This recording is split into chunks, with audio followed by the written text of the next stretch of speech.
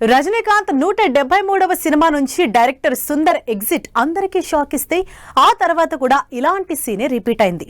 Don దర్శకుడు CB చక్రవర్తి కూడా ఈ ప్రాజెక్ట్ నుంచి తప్పుకోవడం కోలీవుడ్ లో హాట్ టాపిక్ అయింది. దీంతో తలైవర్ ప్రెస్టీజ్ సినిమాని ఎవరు డైరెక్ట్ చేస్తారనే చర్చకి ఫైనల్లీ మేకర్స్ ఎండ్ కార్డ్ వేశారు. సూపర్ స్టార్ రజనీకాంత్ హీరోగా కమల్ హాసన్ ప్రొడక్షన్ లో సినిమా అనౌన్స్మెంట్ రాగానే పండగ చేసుకున్నారు అభిమానులు. తలైవర్ 173వ సినిమాగా మొదలైన ఈ ప్రెస్టీజియస్ ప్రాజెక్ట్ కి ముందుగా డైరెక్టర్ సుందర్ సిని సెలెక్ట్ చేశారు. అయితే కొన్ని రీజన్స్ తో ఈ ప్రాజెక్టు నుంచి సుందర్ తప్పుకోవడంతో మరో దర్శకుడు సిబి చక్రవర్తి పేరు తెరపైకి వచ్చింది. ఇక సినిమా సెట్స్ పైకి వెళ్లడమే లేటు అనుకుంటున్న టైంలో ఈ డైరెక్టర్ కూడా ఎగ్జిట్ అయ్యారు. దీంతో రజనీకాంత్ 173వ సినిమాకి డైరెక్టర్ ఎవరనే డైలమా అభిమానుల్లో ఉండిపోయింది.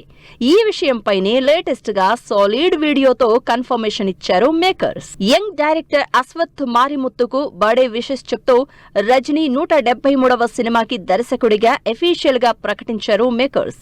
సిబి చక్రవర్తి తర్వాత వినిపించిన అశ్వత్ మారిముత్తు పేరు ఇప్పుడు ఫైనల్ కావడంతో తలైవర్ 173 ఎప్పుడు సెట్స్ పైకి వెళ్లేది మేకర్స్ నుంచి క్లారిటీ కోరుతున్నారు అభిమానులు.